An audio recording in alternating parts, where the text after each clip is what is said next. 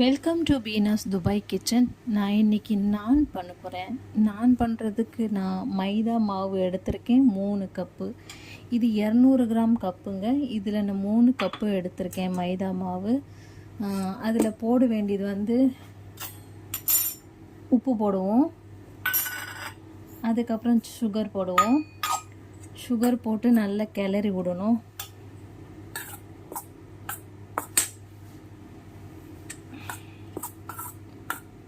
அதுக்கப்புறமா நம்ம இதில் நடுவில் ஒரு இடம் வைப்போம். இதுமாரி இடம் வச்சுட்டு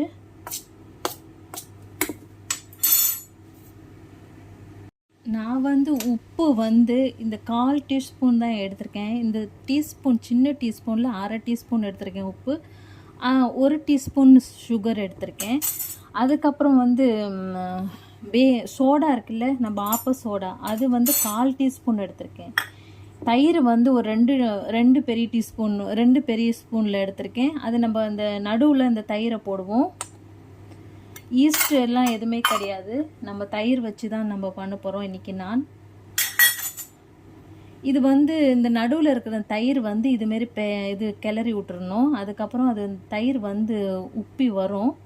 அதுதான் இதுக்கு பக்குவம். ஒரு 10-15 நிமிஷம் நம்ம இப்படியே வைப்போம். வச்சு 15 நிமிஷம் ஆயிடுச்சுங்க. இங்கே பாருங்கள், 15 நிமிஷத்தில் உங்களுக்கு மேலே வந்துருச்சு பாருங்கள் தயிர். இதில் கொஞ்சோண்டு 1 ஸ்பூன் ஆயில் போடுவோம். நம்ம 1 ஸ்பூன் ஆயில் போட்டு இங்கே பாருங்கள், அப்படியே அழகாக வந்துருச்சு பாருங்கள். இதுதான், இப்படி தான் இருக்கணும். நுரையாக இருக்குது பார்த்தீங்களா, இதுமாரி தான் இருக்கணும். இதுதான் கரெக்டான பக்கம். ஈஸ்டெல்லாம் கிடையாது, வெறும் தயிர் சோடா போட்டு நம்ம நான் செய்கிறோம். கொஞ்சம் கொஞ்சமாக தண்ணி ஊற்றி நம்ம பிசைஞ்சு நம்ம சூடான இடத்துல இது ஒரு 8 மணி நேரம் வைக்கணுங்க.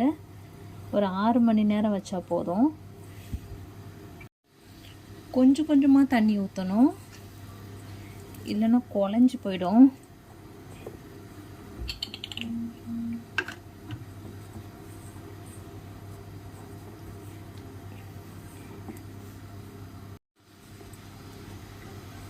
பிசைஞ்சாச்சு.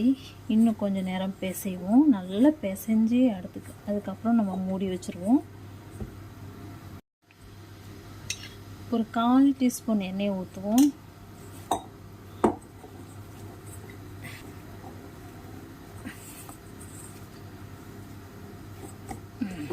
சூப்பராக ரெடி ஆயிடுச்சு. இனி நம்ம மூடி வச்சிடலாம். இப்படி நல்லா பிசைஞ்சு இப்படி வச்சிடணும். மூடி வச்சுருவோம். நான் வந்து இந்த ஹவனுக்குள்ளே வைக்கிறேன், அப்போ தான் சூடாக இருக்கும். இங்கே குளிர்னால எனக்கு சீக்கிரமாக இது உப்பி வராது, அதனால இந்த ஹவனுக்குள்ளே நான் வைக்கிறேங்க. ஹவனை மூடி வச்சுருவோம். நான் பார்க்கலாம். இங்கே பாருங்கள், மேலே வந்துருச்சு பாருங்கள். இங்கே பாருங்கள், நல்லா சாஃப்டாக இருக்குது பாருங்கள். முன்னாடி நான் வைக்கும்போது வேறு மாதிரி இருந்துச்சு, இப்போ வேறு மாதிரி இருக்குது பாருங்கள். பார்த்திங்களா, நல்லா புளிச்சிட்டு வந்திருக்குது. 6 மணி நேரம் ஆயிடுச்சு.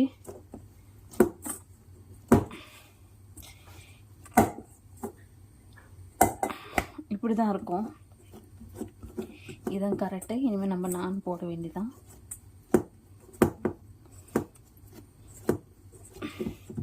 இப்படி அமுக்கி விடணுங்க, காற்றெல்லாம் வெளியில் போகும்.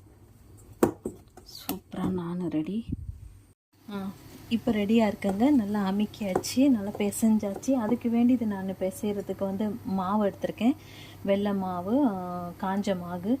அதுக்கப்புறம் கார்லி எடுத்திருக்கேன். ஒரு 10 கார்லி இருக்கும், பொடிசாக வெட்டி வச்சுருக்கேன். அதுக்கு வேண்டியது பட்டர் எடுத்திருக்கேன். கொஞ்சமாக தண்ணி, கொஞ்சமாக மாவு எடுத்துக்கிறேன். நான் கொஞ்சமாக மாவு எடுத்திருக்கேன். நம்ம பிசையலாம். நான் கொஞ்சம் மாவு எடுத்திருக்கேன். இப்போ போடுவோம். இதுமாரி டைல்ஸில் தாங்க போடணும். சப்பாத்தி கட்டையில் போட்டிங்கன்னா ஒழுங்காக வராது.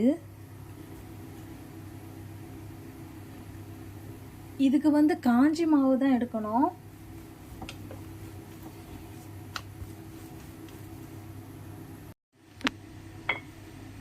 இது தேய்க்கும் போது வந்து இந்த பபுள்ஸாக இருக்கும். அதுதான் இதுக்கு கரெக்டான இது. இப்போ கார்லி போடலாம். கார்லி போடுவோம். ஒரு பக்கம் கார்லி போடுவோம். கார்லி போட்டு இப்படி தாங்க அடிக்கணும், இல்லைன்னா கார்லி நிற்காது. ஒரு பக்கம் வந்து நம்ம தண்ணி எடுத்துக்கணும். நான் ஆல்ரெடி தவாவை நல்லா சூடு பண்ணி தான் வச்சுருக்கேன். போடுவோம், நல்லா சூடாக இருக்குது.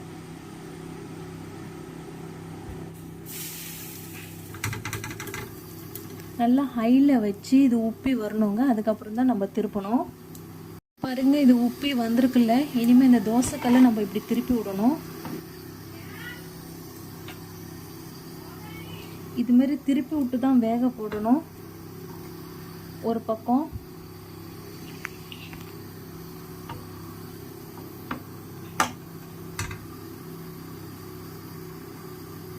இங்கே பாருங்கள், சூப்பராக வெந்துருச்சு. இப்படி தான் இருக்கும். இங்கே பாருங்கள், சூப்பராக வெந்துருச்சுங்க.